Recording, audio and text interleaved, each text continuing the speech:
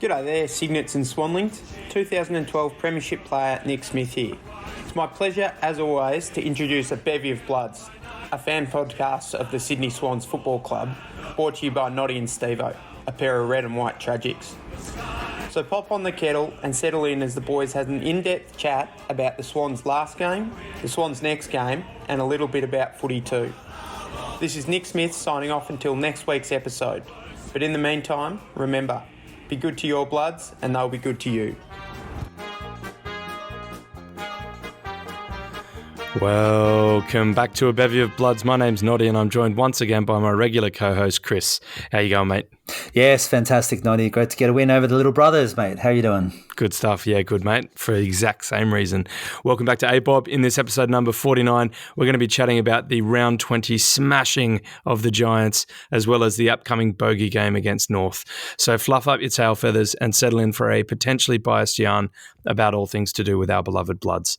Last Saturday afternoon at the SCG, our Sydney Swans defeated the GWS Giants by 73 points, with us scoring 17-10, 112 to their 5-9, 39. All right, mate, first impressions, what do you think of that? I loved it. It was a beautiful, beautiful win. What's better than beating your younger brothers is beating them convincingly, to the point where they end up going to boarding school to Canberra, probably, at this rate. Look out. Yeah, watch out. Look, it was just a four-quarter performance by the whole team. It was a whole team effort. Backs, mids, your wings, your forwards, everyone was getting involved. Everyone was getting a really good job done. And it was, like I mentioned, like a big spread. We had 9 goal kickers across the board. That's really, really tidy. That's not the first time we've done that either for this year. But what's particularly interesting, Noddy, if you didn't know, did you know that the Swannies are coming first in the top 100 goal scorers? With a number of players within the top 100? That's right. In this arbitrary number of 100, we've got 8, which is tied with Brisbane, but it just goes to show that we've got a fantastic spread of goal kickers, and we can go from it from a lot of different angles, your mids, your typical forwards, your swingmen like a Reed or a Heat. They're going to all get it done. So just a really happy game, and it looks like the team is really coming into its own now. It's really starting to fire off, and largest winning margin for the entire year. So that's just good. And the Giants were perplexed to the point where their coach is just called out the majority of the team and told them they weren't trying. So what more can you? That was scathing, wasn't it? Yeah, scathing is exactly the word. Named and shamed. Named. He literally named the ones he thought were playing, and then the rest of them were not named. So it's just for a bunch of reasons, but obviously mostly for the way that the Swans played. Very, very happy, mate. What about you? First impressions, what did you think of the game? Cracking day out in Sydney, wasn't it? Beautiful weather. We had the sun on us most of the day. And look, just another really good start. We jumped out of the blocks, so really pleasing to have that ability to do that again. We've been doing that over the past month or so. So it was really good to see it here again today, at the game, sorry. Even though the Giants had a bit of fight in the first quarter, there was pretty much one-way traffic after that. Obviously, the Giants scored 19 points in that first quarter, and then for quarters 2, 3, and 4, they only managed a total of 20 points. So you can just see that the story was our defensive effort. It was just outstanding, led at the front by our Rowie, just an unbelievable game by Rowie. And obviously then our movement back up the ground was precise. We used it really well. Our accuracy in front of goal was only bettered by the round 2 game against the Cats, which was 77%, and that's a bit of an outlier, 17-5. But this 63%, 17-10, is our second best accuracy all year. And ironically, the other time we did that was against the Giants in round 1 for the exact same scorecard. 17-10, 112. The major difference being that we obviously kept them to 39 points as opposed to 92, I think it was in round 1. So just really, really pleased with that. Obviously, we'll give credit where credit's due. Sam Taylor had a fantastic game, kept Buddy quiet for most of it, but then he came back and kicked 3 on him. So a right footer as well. So a particularly interesting one with Sam Taylor. We were saying throughout the game, like, he's so good. He's amazing the way he plays, the big man. But we would probably say that he got Buddy on the day, but Buddy still kicked 3. So it just goes to show that you need a team effort to get around him. It's just not one player is going to shut down a team. So, hey, mad. I loved it. Exactly, mate. I'm going to jump straight on to key takeaways because we've just touched on the fact that it was just a monumental defensive effort, and that really is the difference for me. We were plus 24 tackles, so we had 74, they had 50. We had plus 14 inside 50 tackles, so our 20 to their 6. Yeah, as I said earlier, second time we've scored the exact same points on them this year, so obviously we're playing well against them, but yeah, just the effort in defense to cause the turnover and then slingshot from there was just really, really impressive, mate. How did you find the game in terms of stats? Yeah, look, as you mentioned, the 24 tackles plus 14 inside 50 tackles. That's 20 to 6. That an enormous difference there. And it just allowed us to just use more of the ball. We just had much more of the ball. We had a lot of time. Whenever they did have the ball, they were in full panic mode. The pressure that was applied across the ground was probably the best of the whole year. And we've had some just lightning games of pressure this year. And this one was just, I think, particularly special. Even though we had applied it and the Giants were responding, we did not let up. It was like it was ingrained. It's like the KPI for today leading into our finals is that we are not going to allow ourselves to ease off the chain, to keep that pressure on the entire time. Plus 117 disposals and plus 33 inside 50s, plus 100 uncontested possessions.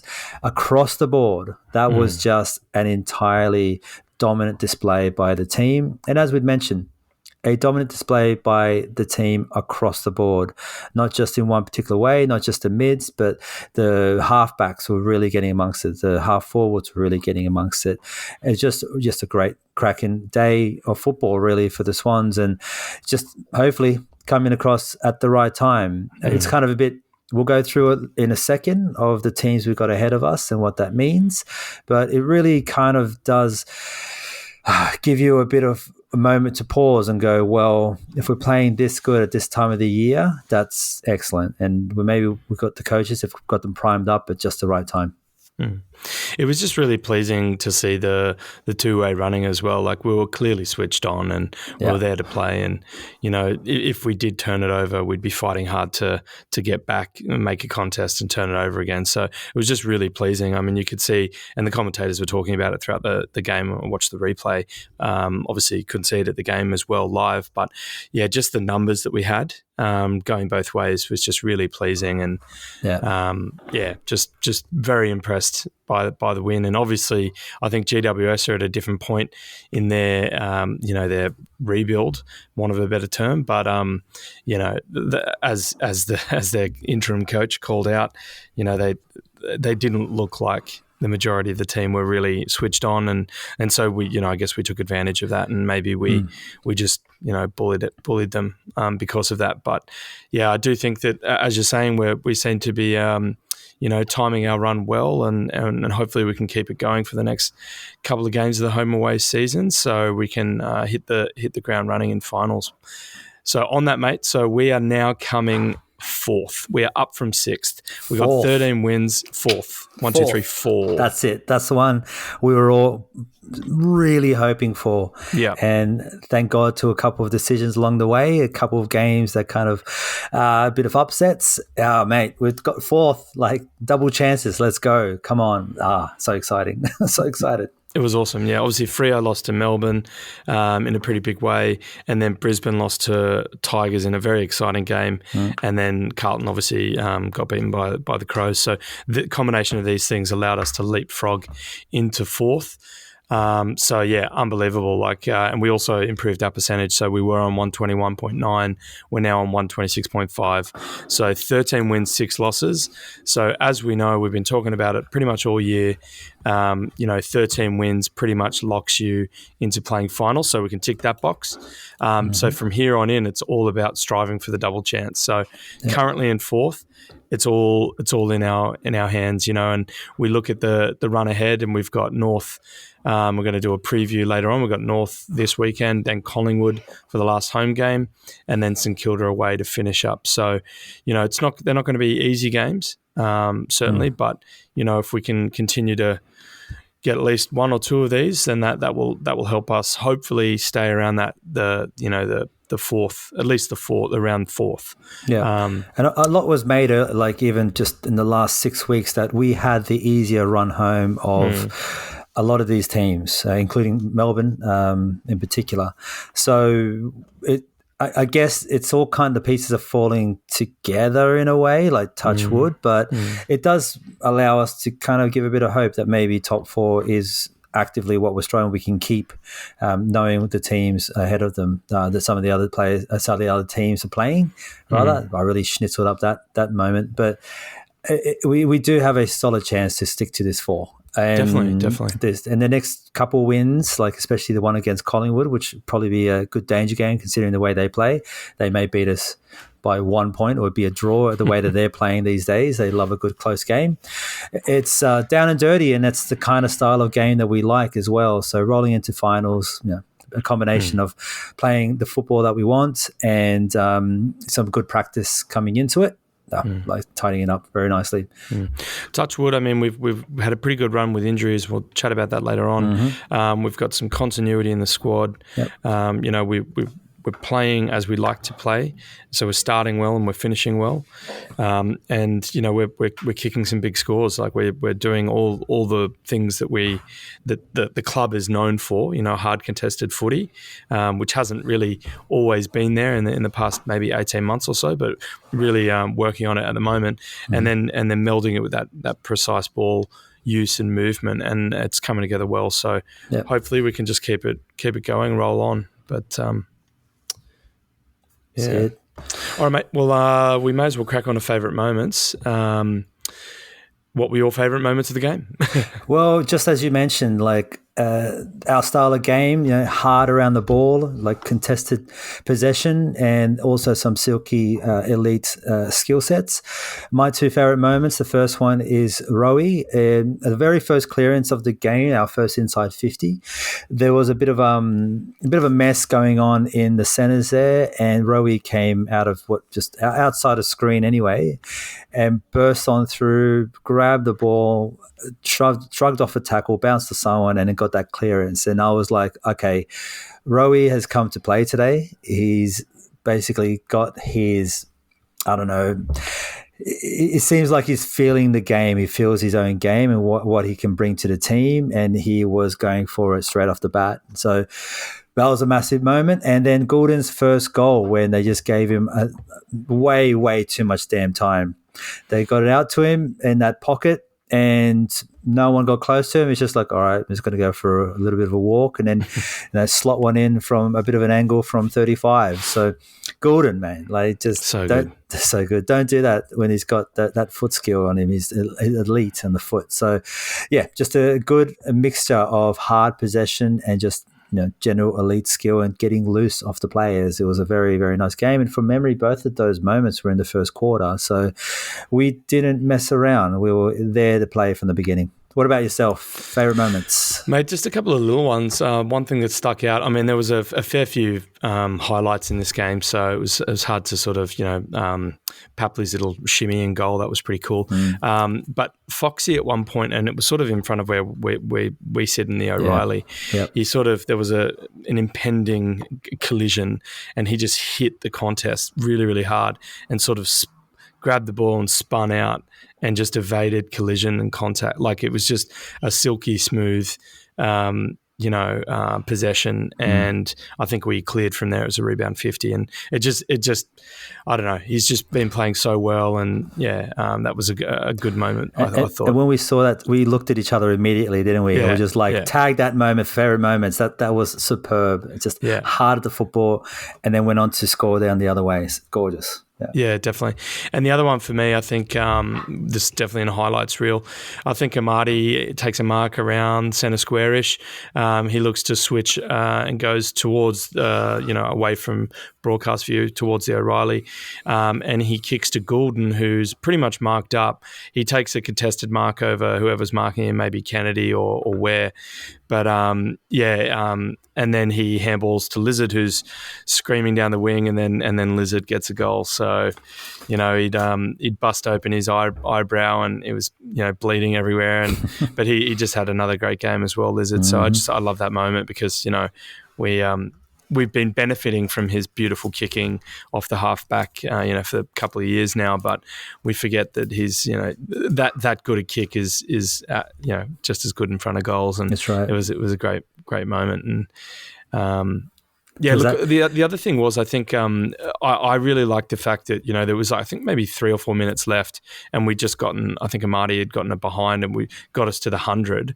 And we probably could have closed it out there and just gotten a few more. We could have just killed the clock, but we actually kept our foot on the throat, and we got another couple of goals, and it pumped the percentage. And I just thought that was a mature approach, and really great to see. I think, and considering, let's look at the ladder. We are coming third on percentage. Third in the percentage ranks. So the Cats just killing it, 135. Melbourne 132, and sorry, someone's calling me. And the Swannies at 126. So we're a little bit behind, but these percentages, as we know, as we've already proven, as we can look at the numbers as they stand right now, are going to be unbelievably important between the 3 and 6 range, because any one of these teams can go on a bit of a hot run last couple games and fight for it. So as you mentioned, mate, we did need those extra 12 points to make a difference. It makes a massive difference by the end. Awesome, mate. All right, well, next up is the A-Bob medal, which is our equivalent of the Bob Skilton medal. The Bevies Best Bloods this week in 3, 2, 1 points order were Errol, and then Luke Pucker, and then our guy Rowie, James Rowbottom. So why don't you kick us off with Errol, mate? What do you make of this game? Errol, well, arguably the best game of his career so far. And again, it's one of those things where we're saying this multiple times in a year. So you can see that he's progressively getting better and better, getting more hands on the ball, becoming more dangerous with it. And this week wasn't just about Errol just slotting people with his amazing foot skills. It was also amongst them putting pressure down and getting everything done. So really just a great game. I don't understand how he didn't get best on ground and get the old Brett Koke medal. But, obviously Parker's paying the right people to make that happen. He also had an incredible game anyway. We're going to talk about him in a second. But, cracking stuff by Errol. And the crowd, when he scores, the crowd gets so excited. It's like he's such an icon of the team and of the fans. I think all the fans already know that we're looking at someone and a player who's potentially going to be a very, very special player for such a long time at the Swans. His family's embedded in the Bloods. It's just exciting that seeing him so young to be that good. We're reaping benefits of him already, and there's just so much that's going to happen along the future. So, Errol, go for it, mate. What about the stats on old Errol? So just before that, I will say, Horse was asked about him in the post game press conference, and just said that I think even when he's on the bench, he's contributing, and he's able to understand the changes that are happening within a game as they're happening, and then able to act on that, and then give support and direction. As a 20, he's just turned 20, right? 20, and so, the smarts that he shows, everyone talks about footy IQ, the commentators were on about it as well, but he truly is a very, very clever footballer. And, 33 disposals at 66%, but still didn't feel like it was that low. It felt like, most of his disposals were running at about 85, but maybe that's the effect of impact. But 10 inside 50s, which is best on ground, 6 score involvements, and kicked 2 snags himself. So, nice. There's some pretty good stat lines, and as you said, a bit unlucky not to win the BK medal. But we will get on to who won that. Was our boy Lukey Parker, fifth time to win the Brett Kirk medal and third in a row. So Parker just doing absolutely Parker things, often flying under the radar. But what do you make of his game? Yeah, huge. From one potential future captain in Errol to our current captain in Parker, 34 disposals, 16 contested, best on ground, 7 tackles, second in the game, and 8 scoring involvements, that's best on ground again. So Parker, just as you mentioned, Noddy, the kind of character that's getting it done. It's not flashy necessarily. He's not going up forward and kicking too many, although he had a good shot. He's leaving that off to some of the other fellows, and he's kind of sticking around the mids and around the contested football as his role. And maybe it's a little bit less flashy in the later starts of this season, but everyone knows, and you can see it. You rewatch the games, you look at the numbers. The guy is doing his absolute standard Parker game, which is dominating that contested possession and willing that team forward. Talking about willing the team forward, James Rowbottom. I reckon his best game in a very long time. He's had some really good ones in the past, but obviously he had a bit of an injury last year, but he's had a good run at it, and he's really cemented his spot. He's one of those players that's benefited from a bit of extra time with Joey being out for as long as he was. But his repeat efforts in the contest to make tackle after tackle was just it was inspiring, and I'm sure it was for the other players out there. But he has actually climbed 2 spots into 7th for most tackles in the AFL. Wow. So he's got a total of 118, and Millsy's still ahead of him, and they're our top 2 tacklers. But he's averaging 6.6 tackles a game. So, just played so well, didn't he? He also probably was a bit unlucky not to potentially get the Brett Kirk medal. But for sure. I guess the difference was in the disposals there. But what do you think of Rowi's game, mate? Yeah, you watch the game, you can see his impact. He was just feisty. He was dirty. He was amongst it. He just copped an absolute beating by Bruce in that second quarter, I think. Got absolutely cleaned up. But shook it off a bit and then got out there and just started tackling guys harder. So Rowie, he probably needs to get a little bit more meat on him to get a bit bigger, to get a bit more confidence in his own body. But it doesn't look like that's slowing him down. It looks like whatever's happened in the last 3 or 4 weeks, maybe as Joey's become fitter, he's gone, oh no, I got to keep my spot. So I got to pretend to be like Joey the Adonis and just start ruining guys at every opportunity. And he's doing it, mate. So 13 tackles, best on ground, with Parker being 7. So double the amount of tackles to his next down. 23 disposals at 66% efficiency, which is the best between Parker, Warner and himself, so best of the 3 mids, although Parker was at 65, so not far off, and 29 pressure acts, which is best on ground. So if we want to talk about the quality of tackle and pressure in the game and how the difference that makes, Rowie was an enormous part of it. And as I'm saying all of this, arguably should have got 3 points, but nonetheless, he's really, really, really coming together as a bull in the inside. He kicked at least 1, didn't he? I thought he did, yeah. Hang 1 on. or 2. Hang on, let's have a look. He certainly had a set shot on goal. I think he kicked. Yeah, 1-1. ABOB stats on the fly. Let's go. 1 goal, 1. 1 goal, 1. There you go. Yeah. Yep. Not bad. Not bad for a day out there for Rowie. Yeah, totally. That's what happens with the stats on the fly. You drop the phone. All right, mate. So we're going to do a few honourable mentions now. Do you want to kick off with your 2?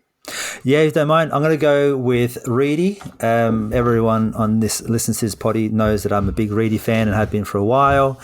And to see him putting together this consistent form makes me very, very happy. At the beginning of the year, there was a lot of talk like, don't even bother letting him come back into the season. Like, don't bother training him. He's done. Like, we signed him up. Like, he's finished for the year. Let's just move on with Amati and the other fellows. So Reedy's come in and just amazing. So kicked 3-1, which is only second only to Heaney. He got the extra behind. So Heaney kicked the 3-2. So Reedy with the 3 goals and tied with the rest of the team. 18 disposals at 83% efficiency, 13 hitouts to go with it, and 4 tackles. And in terms of the hitouts to go up there. Looking at the other stats, it's 62% hit out rate over the contest, which is the highest, second highest only to Marty, who only had the 3 contests anyway. So really, with 21 contests, 13 hit outs, that is a dominant display of ruck duties. And to see him just chopping out every now and then, how about Hickey?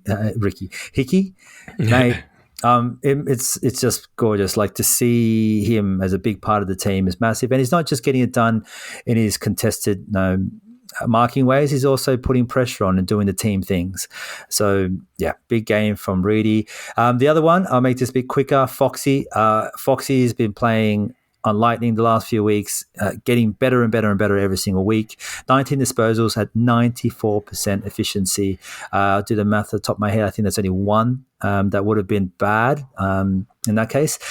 Looked absolutely sharp, and there is no question at all that Foxy is the solid inclusion in our team. At this point, just what he does with the carry, just what he does in terms of his kicking quality. He's a good-sized fellow, so he can carry on with someone. And you take him with some of those dangerous mids or those guys who roll up forward, and he just sticks onto them, and he gets it done. So, yeah, grand to see Foxy amongst it all. He's very, very nice, and it just makes me happy to see some of these players that have kind of been on the sides that are starting to find some real form and sticking in this team. Continuity. I'm going to talk about Lizard, Heat, Heaney and Papley. So we've already spoken about Blakey and some of his moments, but 11 intercepts. He had 21 disposals at 90%. He was just looking sharp, looking quick. He's had some really good defensive moments as well.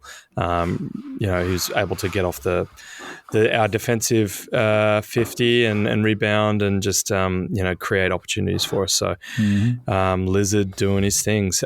Heat, obviously 3 goals, 17 disposals, 4 tackles, 3 clearances. Had a good game, looked lively, looked dangerous. Two behinds away from kicking a bag. So, looking very good as well. Tommy Papley, just a bit of a note. There was a good article, I think, done by one of the guys in the AFL site, but I'm just going to paraphrase basically. So over the past month, so coming into this game, Tommy Papley has had increased centre bounce attendances, so more midfield minutes. He's got that sort of centre bounce injection of dynamism there, so that point of difference we've been talking about over the past couple of weeks. In doing that, Papley has skyrocketed into the elite tier for scorer involvements, forward 50 ground ball gets, and goal assists. In fact, I think he's number 1 for all those categories before the Giants game. We'd have to punch the numbers and see where he sits now, but the point is he's elite in these areas. So he's not only providing this incredible offensive edge, and the fact that he's getting a bucket load of shots on goal. He's not converting all of them, and that's probably the one knock on his game. But he's getting so much. He's just moving the ball forward so much. But it's not just that; it's also the fact once it's down there, he's really helping with the tackle pressure and keeping everything down there. So, he kicked 2 goals and had 4 clearances. So, and had a pretty tidy amount of pressure acts as well for a small forward. So he had a pretty good game as well. But yeah, just wanted to highlight the fact that he has really come on as well, and it's sort of all clicking at the same time. Warner's stepping up, Rowi's looking good, Goulden's just a genius, and then you've got Tommy Papley who's taking his game to a whole new level with this additional role. So very pleasing, very pleasing good to indeed. See. Papley is a staple now of the team plan, and until the teams find another way to be able to shut him down, they're just going to keep throwing him in the mix. And who are you going to sit on him? You're going to have someone to sit on the guy. Like if so, then he will just roll up forward, right? So he's just a very dangerous little guy, just insane at the same time. It's a weapon. I will say, just a comment without notice, two players that we've had in the honourable mentions for the probably last 3 weeks. We had Stevens and Clark, and I think that they probably did a similar role to what they have been doing, but maybe I'm just used to it by now. So I don't think that they had like what you would say is like bad games, certainly by no means at all. But I guess I think these other players probably deserved a bit more of a mention. But in hindsight, I will say that Stevens is looking, I think he continues to look quite strong and dangerous. In fact, he showed a lot of pace. He burnt Josh Kelly a couple of times. It's clearly his confidence is building, and that's just such a good thing for him and for us. So I got him in there anyway. I got him in after all. I agree. And if while we're at it, there was a moment in the back line, just on our goal line, that there was a bit of a scramble. Ball rolled over to him, and he had at that point every right to just blast the ball up, to get it outside of the 50, to hope for a contest and just get it done and get it out of there, considering the pressure. He didn't. He sat on it. He calmed right down, and he looked around, and he took a few steps, and then ended up finding a decent opportunity to kick into a contest, into some space. So it just showed a lot of maturity from him. It seems like the time on the ground to see the pace of the games, he tried to keep up with it. He's starting to keep up with it, and we're seeing the benefits really quickly. And Noddy, I'll tip my cap to you, sir. You did mention that of all the players this year, we may see Stevens to really break out. I wouldn't go so far as to say we've seen his potential. I think his potential is a lot higher, but he's definitely coming into his own, and it's a great lead-up season to what probably be a breakout for next year. So hopefully, I think I just actually want to use your example there of what he did there in the back line. I remember the play you're talking about, and I think it highlights the learning, the attitude to improve, the want to improve. I remember the week before, I think it was the Adelaide game, and he just bombed long without looking. Papley was open on the wing, and he just went long and turned it over. So no doubt they had several internal meetings after that and say, just take a second, have a look, assess your options, try and make the right decision. So he actually just looked smarter this week, and in doing so, I thought performed a role so much that he kind of looks like he really deserves to be there now. Whereas it's starting to look like that's his spot. It's not quite, but it's starting to look like it is. Yeah. Much better, much more secure than it has been in the past. Yeah, for sure. Anyway, good to see, good to hear. All right, coaches' votes. We'll close this out. Goulden got 9, Rowie got 8, Parker got 7, Sam Taylor got 3, Reed got 2, and Blakey got 1. So we were right amongst it. All right, mate, let's move on to hot topics. How do we pull up after the match? What changes will we make? How about that VFL game that we're at?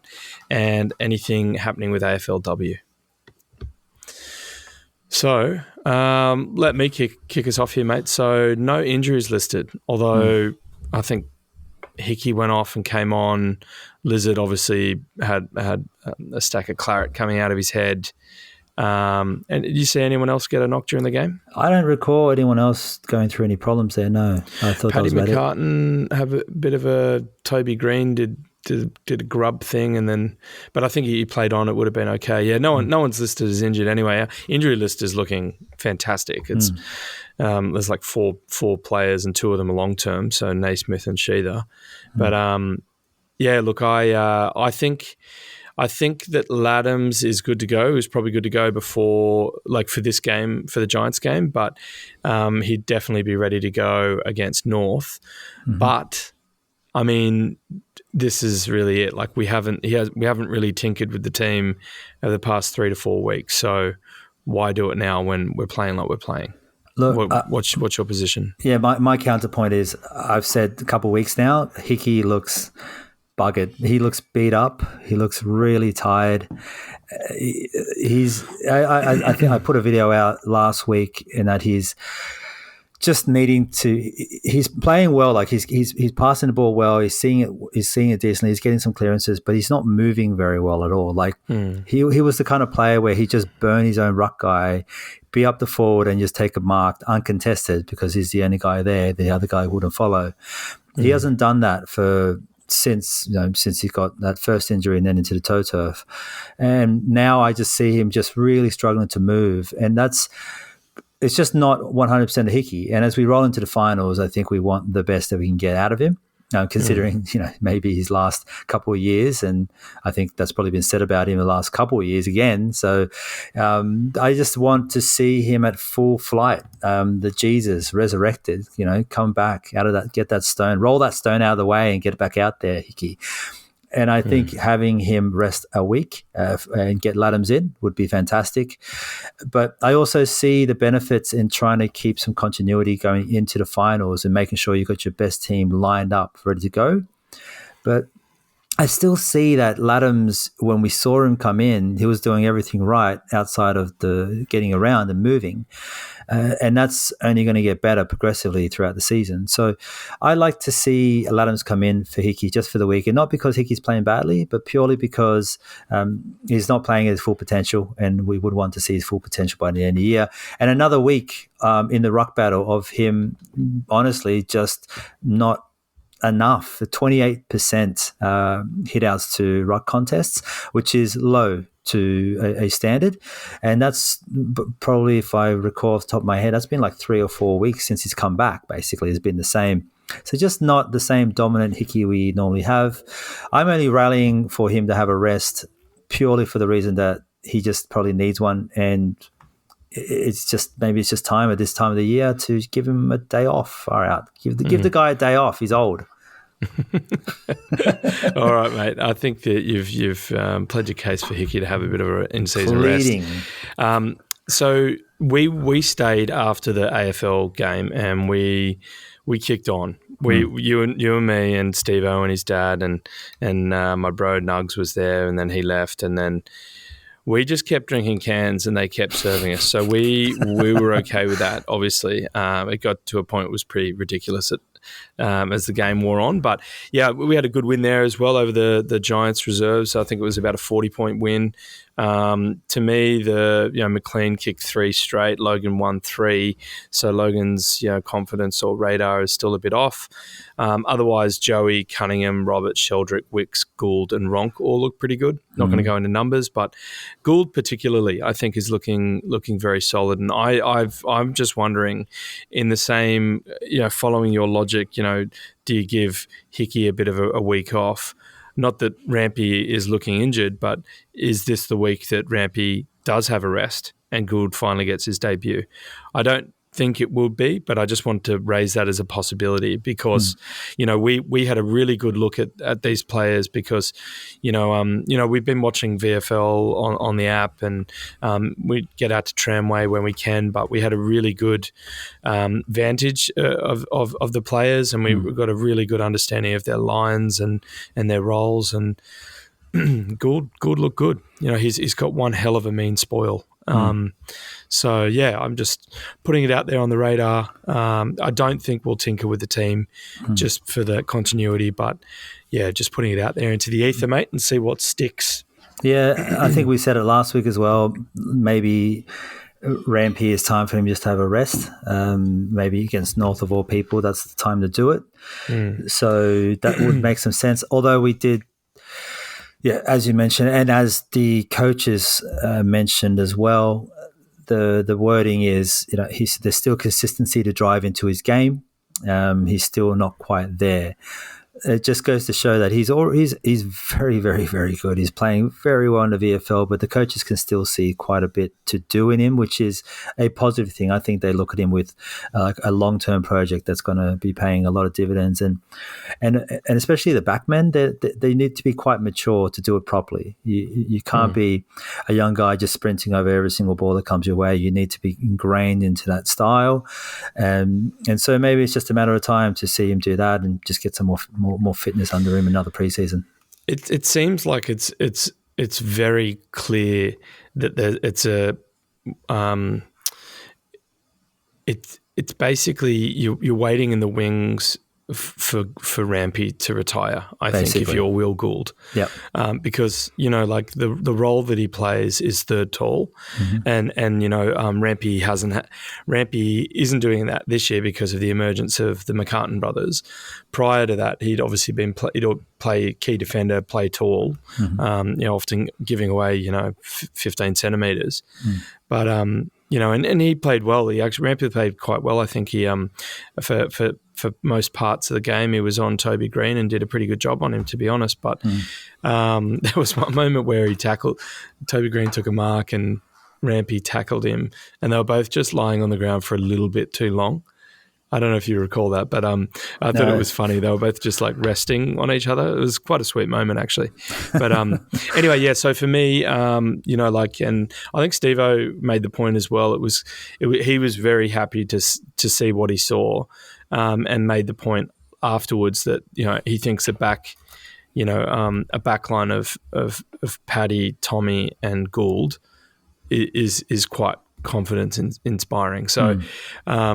Yeah, so it's just a matter of when, really, and hopefully, obviously, Will Gould having the patience to buy into that and stick around and not jump ship too soon. But exciting times ahead. Anyway, my question to you, and this is sort of moving off the talk of our team and what it might look like coming up against the Roos, but we made a few points about Hopper and Taranto, and obviously there's been talking points about Tom Green as well, potentially as trade targets. So what did you make of their games? It's one of those ones, they were disappointing. They were clearly disappointing. They weren't there. Their head was on the game. They played it one quarter, and then you see them come out at that second quarter and they just stopped. It's like there's moments of the game, in particular leading up to that golden goal where they're just standing still. They're flat-footed. No one's chasing anyone. They're looking for someone else to pick up their man. It was disappointing. And we've got Hopper and Taranto potentially available for a pickup, and both those players are very good, and they would go into any team in the comp. And I think just watching them play and being that disappointing, that's not their game. They are good players, and it's just the whole GWS team was just flat and ordinary. That's the way I look at it, mate. Do you look at it any differently than that? Yeah, I think that's pretty accurate, mate. Like, I'm just looking at disposals here. Tom Green 17, Taranto 16, Hopper 15, and that was sort of middle of the pack for them. Kelly, Whitfield, Perryman, Ward, Taylor, these guys were all above them. So, yeah, they didn't sort of do too much. But then again, I think Hopper's played a lot less footy this year than Taranto. But as I said, I think it was most of the team thing. That's what I remembered. Okay, I've just remembered something. I don't know if you recall, Rampy tackled Taranto at one point, and it was a bit of a sling tackle, a bit dangerous. He wasn't put on report during the game. I just wonder if there's going to be some sort of second look at it, and if they can do that. But we would have heard it by now, I think, and I haven't seen anything. We're recording Tuesday. That usually comes out by now. Yeah, so haven't heard anything. So you assume it's all good. And obviously Taranto played the rest of the game, but it did look a little bit ugly in the slow motion replay. But anyway, I'll put a little asterisk on Hopper, and I'll come back to that in our one last thing. Other than that, a few things going on in the AFL world. TV rights deal. Everyone's trying to, buy the AFL. It's the broadcast deal at the moment. They're in the thick of that, so we'll have to wait and see. And the biggest part about that, so Channel 7, 9, 10 and Foxtel, all in the mix. Everyone's vying for it. It's going to be the biggest television rights deal of all time at this rate. Just expected to be. It's been progressively getting way, way bigger since the early Gil McLaughlin days. So that's great for the sport, I guess. But with Foxtel trying to get into the mix and trying to basically restrict the amount of views you get, because they make their money not off the advertising, but of course subscriptions to the system. So no one wants that, and in particular some of the WA and South Australian members and fans unfortunately cop a raw deal just because of the amount of games that they get in their local area. So it's really in terms of what everyone wants, you're looking at some of those other the main channels, the free-to-air channels to get it, and some of the other ones like Channel 7 and Channel 10, I think, are pushing to have all of the games on their digital platforms on replay as well. So similar to like KO, so they'd be able to just rewatch the game from their digital platform, which would be fantastic. And that's free to air, right? And that's kind of what it should be, because the sponsorships are kind of happening, and you're still getting money off the advertising. So let's see where this ends up. Hopefully it ends up in the right way, because the more games there are on free-to-air TV, it also expands the game. And these deals are also including AFLW as well. So it's just a good way to expand the game, free-to-air TV across the nation. Let's see where we end up anyway. Good segue. Talking AFLW, tell me about Talking AFLW. So the Swannies, I think today, announced that they have a new podcast that's being released. It's continuing. There's like a series of them where it's called Talking AFLW. You can find on Spotify and Apple, same places you get these podcasts. Bevy of Bloods. Don't know if you heard about them.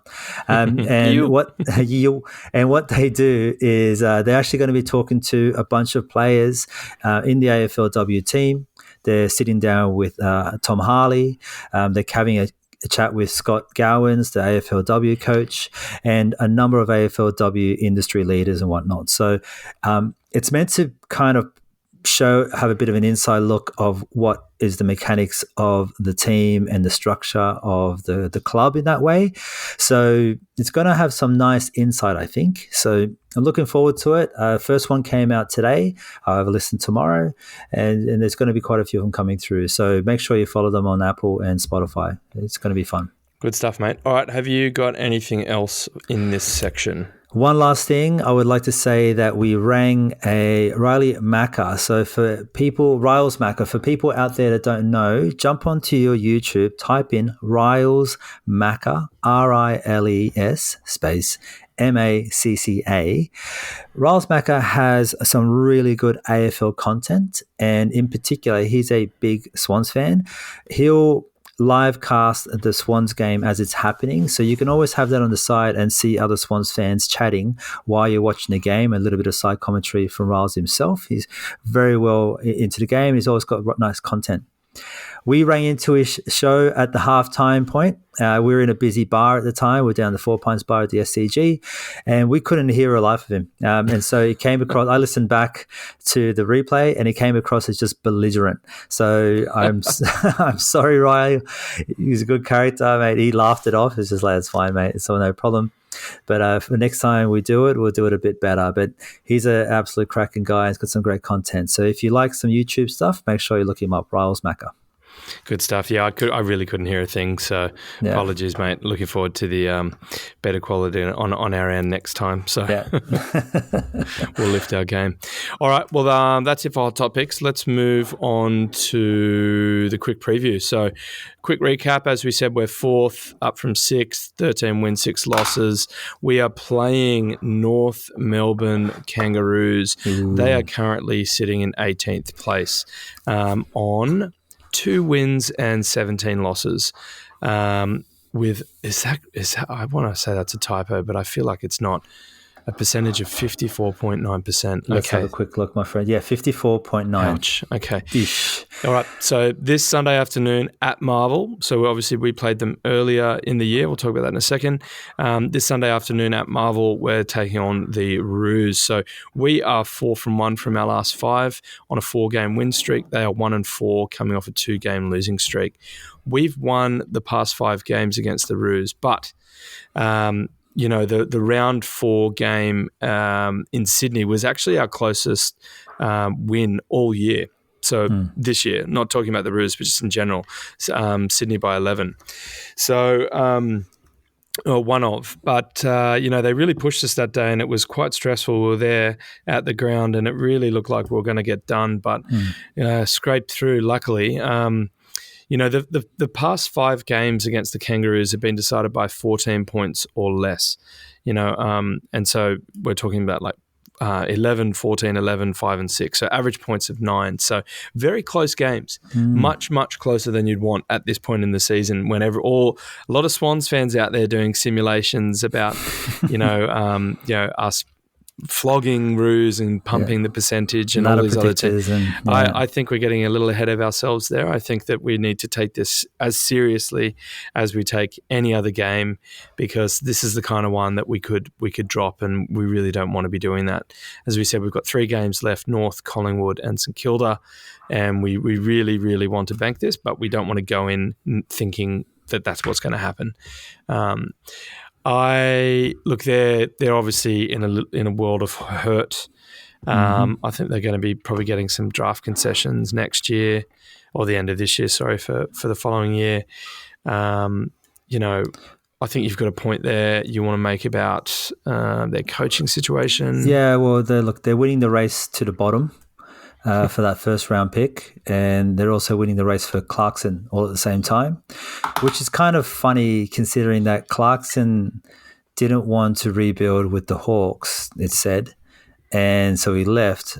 So instead he's going to go to the Kangaroos, who are coming last with an anchor and have a couple of decent players, New Yak and those fellas, but they've got a lot of pieces to put together. Who knows if Clarkson's the fellow to do it? All of a sudden it becomes a destination venue. I don't think so. Yeah, I don't know what's going on in the Roos, mate. They're in a world of hurt from a bunch of different reasons. But like you said, Noddy, there's just the history tells it. Close games have been won with them, and they put up a fight, and no different to round 4, which was a bit of a sore point. If I remember, that's right. So the Cats, round 2, Buddies 1000, went down to Marvel, got flogged by a really disappointing looking Bulldogs team, and then came back to Sydney to win against the Roos in that what was an ordinary display of football across the board. So you never know. You really don't know. 13-8 to 12-3 is what we scored that day against the Roos. So they were accurate and we were inaccurate. I think that was the story. But look, I just question without notice, man. You've just got me thinking. Clarko going to North, Buddy's deal not done. My thing is, I think North are really missing a key forward. They've got Souvlaki, they've got Comben, they've got CCJ, who they brought over as a ruck forward from the Tigers. But there might be a few other players that I'm missing. Obviously, Zerha, but he's more of that third tall. But yeah, look, I just wonder if the Clarko power and if that's an interesting point. That's a thought. I've just thought of it there, wow. But because they've got Jason Horne-Francis, who is just such a fantastic player and going to be a star of the comp. They've got the nucleus of a really good young team, but they're just missing a few of those little finishing touches to get them on the right track to get that winning mentality. So anyway, I don't know. I don't think there's anything in the news or anything. If anything, they're saying they want to go back to Gold Coast because that's where Jacinta's family's from. So, I don't know. I can't believe you're throwing this kind of fuel on the fire, mate. Like, I know you've probably right now that this has not been a talking point at all in the game, and you just dropped this hammer. But what if it happens? You heard it here first. That's right. You heard it here first. You got to put your neck out to. That's interesting. Anyway, getting ahead of ourselves, obviously. So, look, there's the Roos, as you said, Davies Uniacke, he's having a really good year. I think Horne-Francis is back into the team. So, they've got a couple of other high draft picks that aren't really playing at the moment. It's going to, I don't think it's going to be an easy game by no means. And at least we're on Marvel. We do play well there. It's a big field as well. Depending on the weather, they might have the roof closed. But, I'm nervous, as I am every week, because the closer we get to finals and the higher up we go in the ladder, the less likely I am to even contemplate giving a tip. But I don't know. All right, I'm going to do it, Noddy. I'm doing it. Okay, I reckon mate. the Swans are going to win this game. Okay. I'm saying it here. I don't know why I am doing this, because since I've stopped doing this, we've been winning every game. Oh, God. Why have I done this? What have I done? Anyway. In a close game, though, surely. In a blowout. We're going to blow them out. Okay. All right, like your confidence. You heard it here first. You're going to blow it out. Heaney's going to kick 4. Reed's going to kick 2. Buddy's going to kick 5. It's going to be a dropping. There you go. Goodness. Okay, you've really gone down that hypothetical scenario. All right, mate. Well, let's leave it there and just hopefully just massage that with good vibes and fingers crossed. And Let's see how we go. I can't believe I've done that. I don't know. There's no benefit to me doing that. Only negatives. Why do you do that? I don't know. I just like to see the world burn sometimes. Oh my goodness. All right. Well, hey mate, I've got one last thing. Go for it. So before the game against the Giants, my bro and I, we sat down on the end of the table that was already occupied by a group of people in the Four Pines bar, and we said, "G'day, do you mind if we sit on the end of the table?" Yeah, no worries. And then just got chatting. I think it was the merch. Yeah, I had my rugby jersey on, my South Melbourne rugby jersey, and they thought that was pretty interesting. They hadn't seen that before. So we just got chatting. 2 of them had Swans gear on. The other 2 were sort of just in civvies.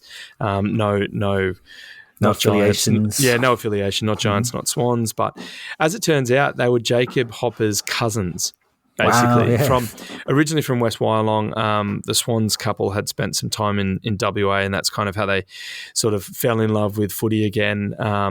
Although being from Wagga, West Wyalong, it's very strong out there, obviously, and this is where that's why Jacob Hopper was zoned to the Giants, because they've got that catchment, that it's such a breeding ground for talent, obviously, and I think that one of the gents actually played Newcastle Knights, so in the reserves maybe, or the juniors, but you could tell that even the people I was talking with, they were athletic types, and we just had a really good chat and learned a bit about them and where they're from, and I think they were in Sydney for sport. They'd seen the league the night before, and they were there obviously to cheer on Jacob against the Swans, but it wouldn't be a conversation with Noddy if I didn't press for some inside goss.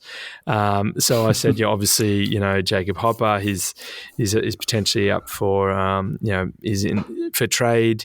Do you guys have any inside goss that And I'll let them know that I do a podcast, and I would, with their blessing, reference this conversation. So what I'm sharing now is nothing, mind breaking, but they were of the opinion, and this wasn't verified by Jacob himself, but that they thought that one of the Victorian clubs would come for him, and they were of the opinion that it would be Essendon. Right. So I thought that was just an interesting point that they made, and obviously I said, I think there's a lot of Swans fans that would love to see him in the red and white, but they were pretty quick to say, it's probably going to be one of the Victorian teams. So, we can wait and see what happens.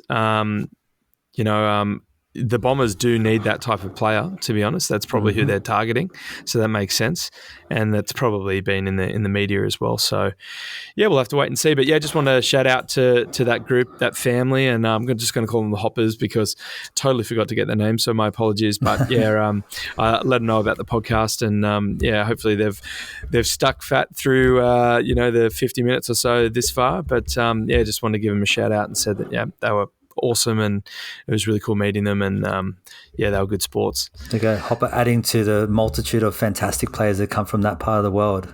Exactly. There's quite a lot of them. What a weird place. Even our boy Cunningham's from there. So lovely, good stuff. Yep. Good insight. As Nugs let them know, our family's from out there originally. Sort of moved.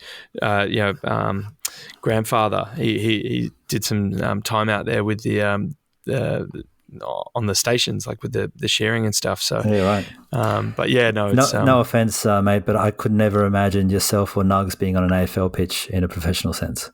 On it, no. Well, no, I just don't think our bodies would allow it, mate, and they haven't for me, and that's the only reason that stopped me is because I'm genetically predisposed to rugby union. Maybe. Yes, exactly. I'm unable to move like the Aussie rules people do.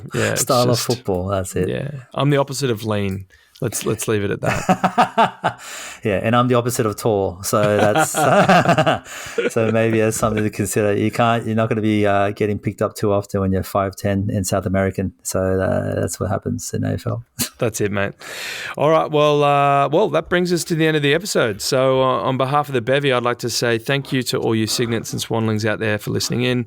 Make sure to keep following us on Instagram and Facebook at A Bevy of Bloods for various content updates and announcements. Until then, up the Bloods and can you Swannies? Here we go.